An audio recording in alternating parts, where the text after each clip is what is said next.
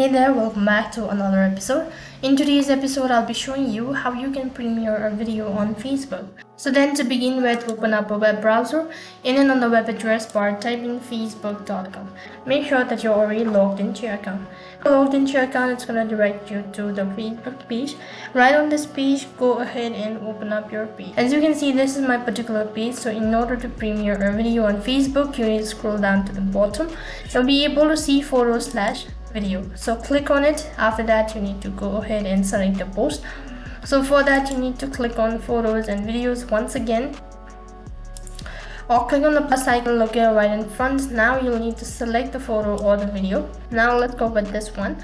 After that, you can also schedule the time and all that. You can write a caption, you can make it public and all that. If you want to make changes with some of the information, go ahead and click on the business site. Now click on get started button. Over here you can just go through it and click on the done button.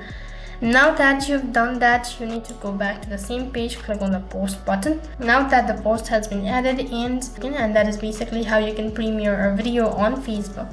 That is all for this video. I hope the video was helpful. Make sure to like, share and subscribe to our channel. Thank you for watching. See you in the next video.